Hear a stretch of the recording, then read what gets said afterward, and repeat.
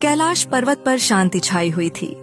दूर दूर तक बर्फीली चट्टानें चमक रही थीं और हल्की हल्की हवा शिवजी के जटाओं को हिला रही थी।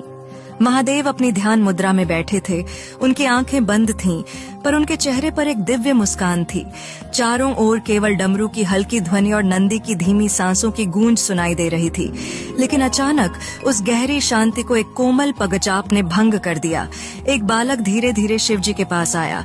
उसकी आंखों में जिज्ञासा थी, चेहरे पर भोलापन था, लेकिन उसमें कुछ ऐसा था जिसे देखकर शिवजी समझ गए कि यह कोई साधारण बालक नहीं है। उनकी आंखों में हल्की चमक आई, लेकिन उन्होंने अपनी पहचान नहीं जताई।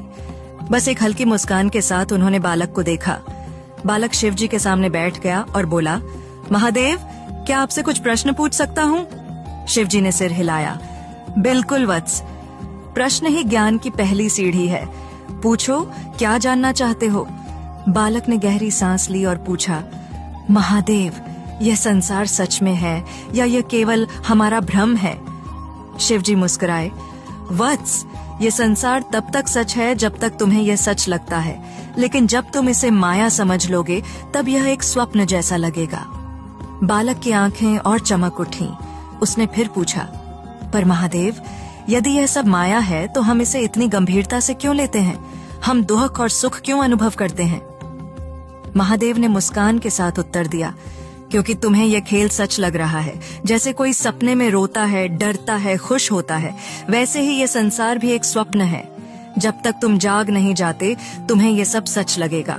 बालक कुछ देर सोचता रहा, फिर उसने एक और प्रश्न किया, महादेव, यदि आत्मा अमर है तो फिर जन्म और मृत्यु का अनुभव कौन करता है?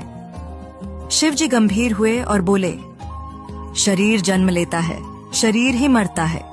आत्मा तो केवल देखती है, वह कभी नहीं मरती।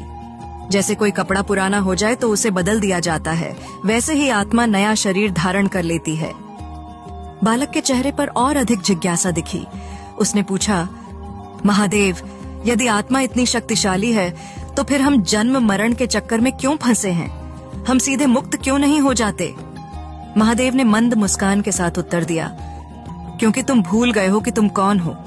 जब तक कोई अपनी सच्ची पहचान नहीं जानता तब तक वह इस संसार में बार बार आता रहेगा। बालक मुस्कुराया और बोला, पर महादेव, यदि हम यह जान भी लें कि हम आत्मा हैं तो क्या हम कभी भी संसार से मुक्त हो सकते हैं? महादेव ने सिर हिलाया। हाँ, जब कोई यह समझ ले कि वह न शरीर है, न मन, न भावनाएं, वह केवल शुद्ध चेतना है, तब वह मुक्त हो जाता है। तब उसके लिए न जन्म है न मृत्यु, वह केवल साक्षी रहता है। बालक थोड़ी देर शांत रहा, फिर उसने एक और प्रश्न किया, महादेव, क्या आप सबसे अधिक शक्तिशाली हैं? शिवजी मुस्कुराए। शक्ति केवल उसके पास होती है जो शक्ति को छोड़ने के लिए तैयार होता है।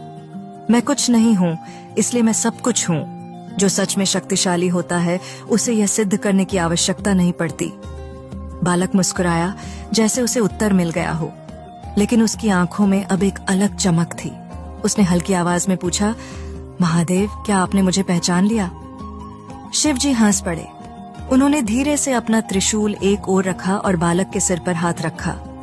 वत्स, मैंने तुम्हें तभी पहचान लिया था जब तुमने पहला प्रश्न पूछा था। जब सृष्टि का पालनहार ही प्रश्न करने आए तो उत्तर देना भी एक अद्भुत अनुभव बन जाता है। बालक हंसा और उसके शरीर से अचानक दिव्य प्रकाश फूटने लगा। उसकी आकृति बदलने लगी और वह अब कोई साधारण बालक नहीं था, वह स्वयं भगवान विष्णु थे। उनकी 4 भुजाएं प्रकट हो गईं और उनके मुख पर एक दिव्य मुस्कान थी। भगवान विष्णु बोले, महादेव, मैं देखना चाहता था कि क्या आप मुझे पहचान पाएंगे, और आपने मुझे पहले ही पहचान लिया। आपके उत्तरों ने यह सिद्ध कर दिया कि आप ही इस सृष्टि के मूल आधार हैं। महादेव मुस्कुराए और बोले, नारायण, यह केवल लीला थी। मैं तुम में हूँ, तुम मुझ में हो।